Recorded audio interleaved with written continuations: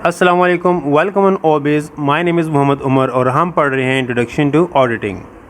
आज की क्लास में हम बात करेंगे ऑनरशिप एंड मैनेजमेंट किस तरह से सेपरेट होती हैं। उसके बाद हम देखेंगे कि एक पब्लिक लिमिटेड कंपनी में हमें ऑडिटिंग की कब ज़रूरत पड़ती है और क्या प्रॉब्लम्स पोटेंशियल प्रॉब्लम्स हो सकते हैं। उसके बाद हम ऑडिट रिपोर्ट के बारे में बात करेंगे। तो चलिए स्टार्ट करते हैं।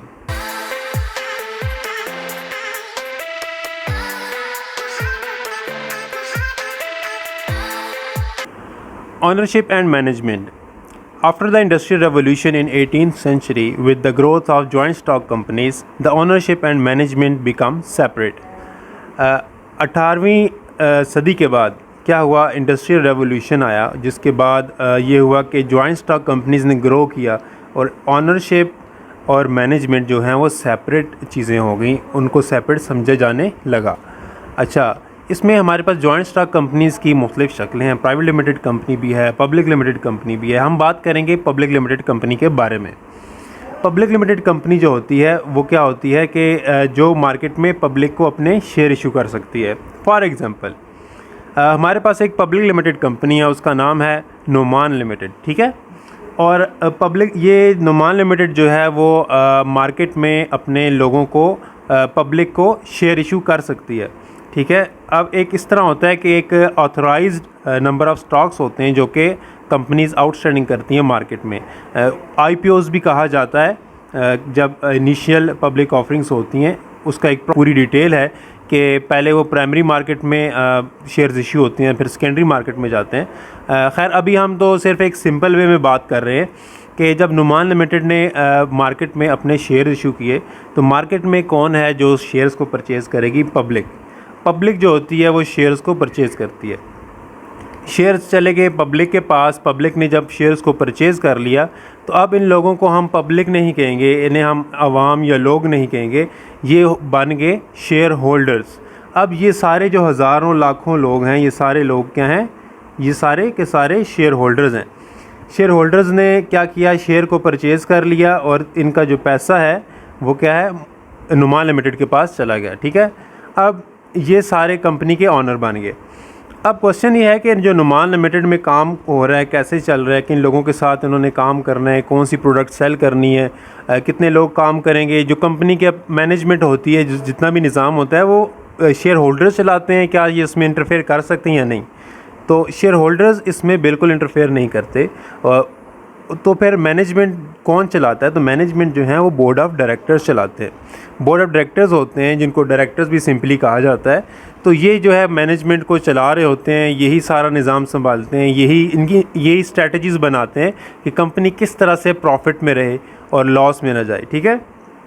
अब इन दोनों का इंटरेक्शन किस तरह होता है? ये बोर्ड ऑफ़ डायरेक्टर्स कहाँ से आते हैं? ये तो समझ आ गई कि मार्केट शेयर इशू करती है, जो लोग परचेज़ करते हैं वो शेयर होल्डर्स हैं।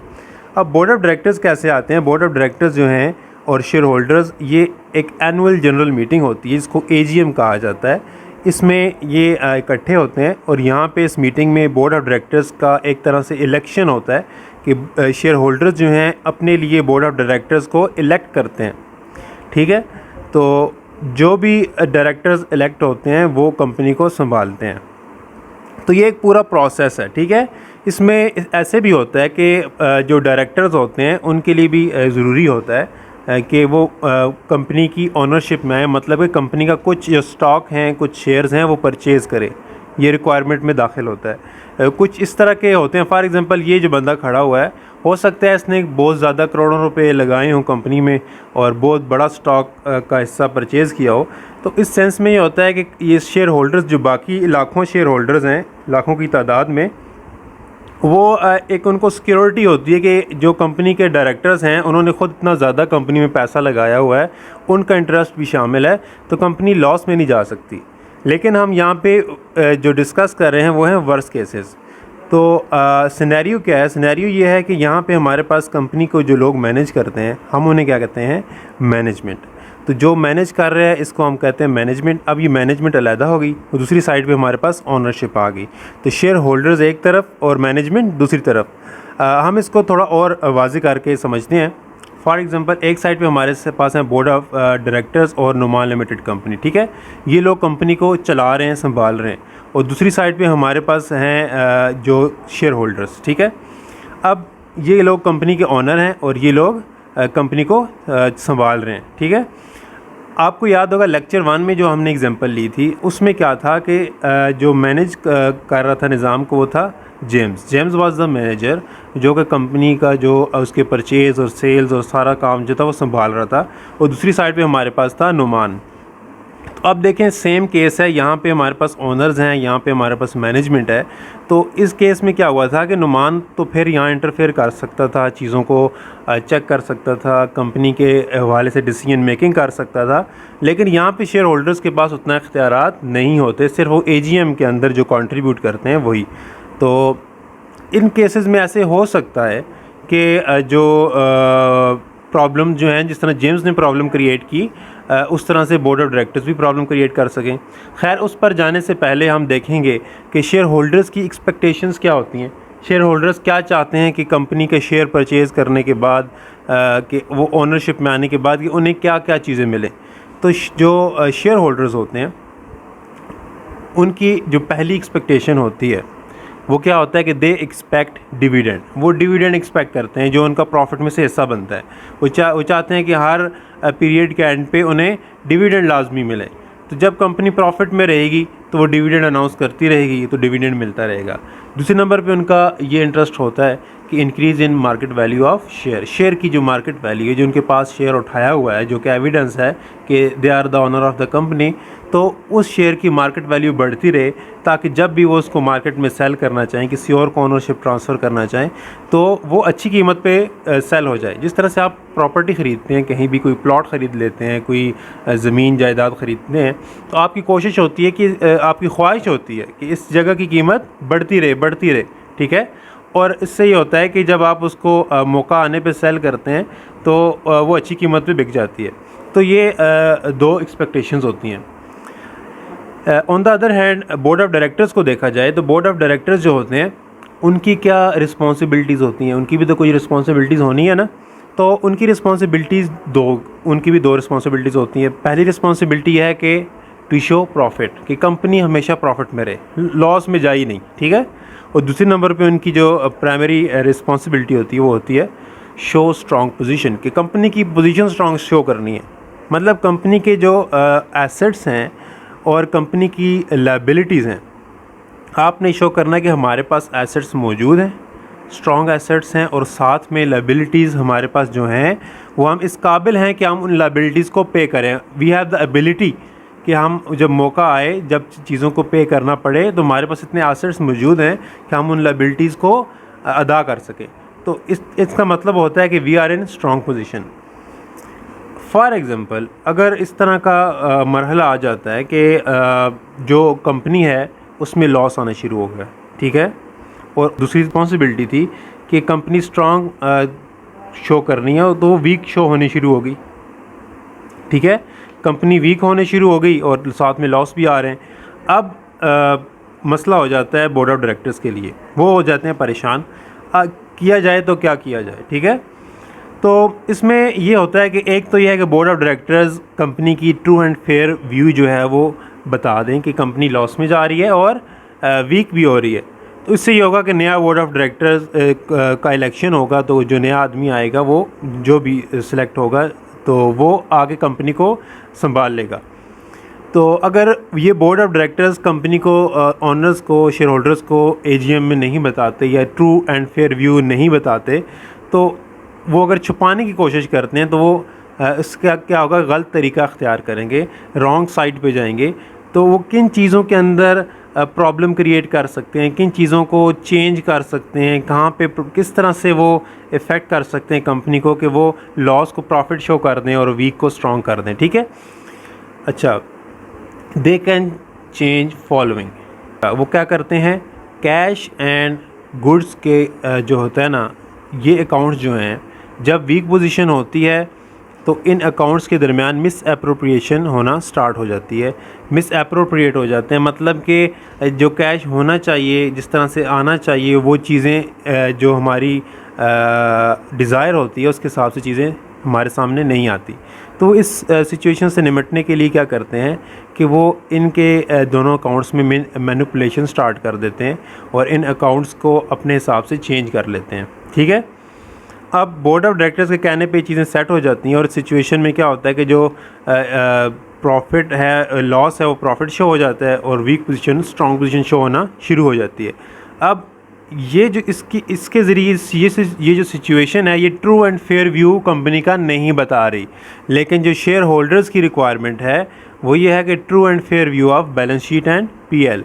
बैलेंस शीट क्या बताती है? कंपनी के पोजीशन, और प्रॉफिट एंड लॉस स्टेटमेंट बताती है कंपनी की परफॉर्मेंस। तो इसका मतलब ये हुआ कि शेयर होल्डर्स चाहते हैं कि वो उन्हें कंपनी की पोजीशन और कंपनी की परफॉर्मेंस का ट्रू एंड फेयर व्यू मिले। ठीक है, तो इस चीज़ को किस तरह से वो अवॉइड करेंगे कि इस तरह का मसला सामने आए। आपको याद होगा लेक्चर 1 में हमने क्या किया था कि नुमान ने अब्दुल्ला को हायर किया था। अब्दुल्ला कौन था? ऑडिटर। तो इस दफ़ा भी हम अब्दुल्ला के पास जाएंगे। अब्दुल्ला ने जिस तरह सारा निज़ाम देखा था, चीज़ों को चेक किया था, तो अगेन वी रिक्वायर अब्दुल्ला। ठीक है, अब्दुल्ला इज़ एन ऑडिटर जो कि सारा काम देखेगा। और मोस्ट इम्पॉर्टेंट चीज़ ये है कि अब्दुल्ला जो है वो एक्सटर्नल है, इंटरनल जो है इनका एम्प्लॉय नहीं है। ठीक है, वो क्योंकि auditor must be independent person.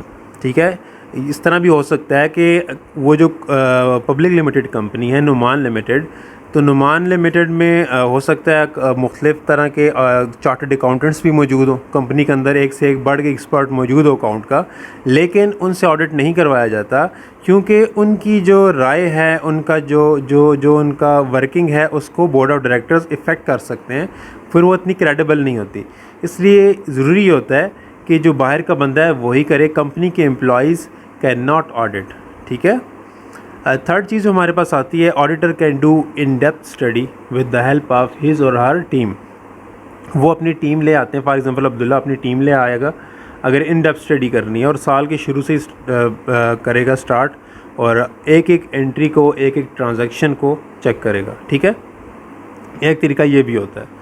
तो दूसरा ये होता है कि सैम्पल स्टडी होती है। When we have limited time for audit then auditor can also do sample study.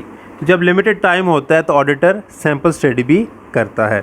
Sample study में ये होता है कि जहाँ पे उसको डाउट्स होते हैं, जहाँ पे उसको थोड़े इस तरह के शक वगैरह होता है कि यहाँ प्रॉब्लम हो सकती है, या जो एक्सपीरियंस्ड ऑडिटर होते हैं उनको पता होता है कि यार कहाँ पे मैनिपुलेशंस की जाती हैं, तो वो उन चीज़ों को बहुत ज़्यादा सीरियसली और इम्पोर्टेंस और एम्फसाइज़ करते हैं उनके ऊपर, उनको चेक करते हैं। तो इसलिए ऑडिटर जो है ये उसी पे डिपेंड करता है कि वो किस तरह से कौन सी स्ट्रेटजी यूज़ कर रहा है। Auditor can change strategy with respect to the situation. Sometime ऐसे भी होता है कि ऑडिटर जो है वो सैम्पल स्टडी कर रहा है, जहाँ पे उसको इस तरह का कोई प्रॉब्लम नज़र आया वहाँ पे वो इन डेप्थ करेगा, एक एक एंट्री को चेक करेगा, बाकी ओवरऑल वो एक सैंपल ले लेगा। ठीक है, इस तरह भी होता है कि इन डेप्थ स्टडी में भी सैंपल लिए जाते हैं समटाइम्स कि वो सारी ट्रांजैक्शंस और एंट्रीज़ को चेक करते हैं, लेकिन जहाँ पे उन्हें इतना प्रॉब्लम का नहीं होता कि यहाँ कोई मसला होगा, चीज़ें सही नज़र आ रही होती हैं, वहाँ पे वो सैंपल्स ले लेते हैं। और जहाँ पे उन्हें लग रहा होता है कि यहाँ पे प्रॉब्लम हो सकता है, उन्हें डाटा से अंदाज़ा हो जाता है, तो वहाँ पे वो इन डेप्थ स्टडी करते हैं। तो जो अब्दुल्ला है वो क्या करेगा, ऑडिट करके कंपनी को देगा ऑडिट रिपोर्ट। ठीक है, अब हम बात करेंगे ऑडिट रिपोर्ट पे जो कंपनी को नुमान लिमिटेड कंपनी को अब्दुल्ला देगा। तो दो तरह की ऑडिट रिपोर्ट होती है। एक होती है क्लीन रिपोर्ट। क्लीन रिपोर्ट किसे कहते हैं? In this case auditor will be fully satisfied, और क्या उसमें सेटिस्फेक्शन होगी कि auditor will report everything is according to the standard. तो जो स्टैंडर्ड्स हैं हर चीज़ उसके मुताबिक है, कोई भी चीज़ इनअप्रोप्रिएट नहीं है, कुछ प्रॉब्लम नहीं है, और सारा कुछ सही चल रहा है। ऑडिटर फुली सेटिस्फाइड होगा और किसी चीज़ के ऊपर कोई क्वेश्चन नहीं होगा, उसे कहते हैं क्लीन रिपोर्ट। अगर क्लीन रिपोर्ट हो तो कोई प्रॉब्लम नहीं होता, हर चीज़ प्रॉपरली मैनेज हो रही है, इसका मतलब होता है। दूसरी साइड पे हमारे पास आती है क्वालिफाइड रिपोर्ट। अब नाम सुनने में तो बहुत अच्छा है, लेकिन क्वालिफाइड रिपोर्ट जो होती है इसमें क्या होता है, auditor will not be fully satisfied. Auditor fully satisfied नहीं होता। वो मेंशन करता है उसके अंदर, क्योंकि उसे क्वालिफाइड इसलिए कहते हैं कि कुछ अकाउंट्स होते हैं जहाँ पे वो सेटिस्फाइड होता है, लेकिन ऐसे अकाउंट्स भी होते हैं, ऐसी उसकी जो ऑडिट के दौरान इस तरह की चीज़ें होती हैं जिन पे वो सेटिस्फाइड नहीं होता, उसको डाउट्स होते हैं, तो वो उनको मेंशन कर देता है कि इन चीज़ों के ऊपर मुझे डाउट्स हैं, बाकी चीज़ों के ऊपर मैं सेटिस्फाइड हूँ। तो उसका मतलब है कि वो फुली सेटिस्फाइड नहीं है। तो auditor will mention the limitations including doubts and suspicions. ठीक है, लिमिटेशंस में वो क्या मेंशन कर देता है कि अगर कोई इसको डॉक्यूमेंट नहीं दिया गया, अगर ऑडिटर ने कोई रिक्वायरमेंट की है कि मुझे फ़लाँ टाइप का डॉक्यूमेंट चाहिए, मुझे सपोर्टिंग वाउचर्स चाहिए, मुझे कोई ऐसा अकाउंट है जिसको मुझे चेक करना है, आपके कितने बैंक अकाउंट्स अटैच्ड हैं, ये है दिस एंड दैट, फ़लाँ जो वो है आपके कस्टमर हैं, वो आपने यहाँ मेंशन किया हो कि ये कस्टमर भी हमारे साथ काम कर रहा है, क्या वो रियल है या फेक है, उसके बारे में मुझे थोड़ी मालूमात चाहिए। आपकी जो ये ट्रांजैक्शंस हैं इनके बारे में कुछ समझ नहीं आ रही, तो उसके बारे में फॉर एग्ज़ाम्पल किसी चीज़ के बारे में उन्हें नहीं बताया जा रहा, तो वो उसके ऊपर उसका डाउट होता है और लिमिटेशंस में लिख देता है। तो ये 2 तरह की रिपोर्ट्स हमारे सामने आती हैं।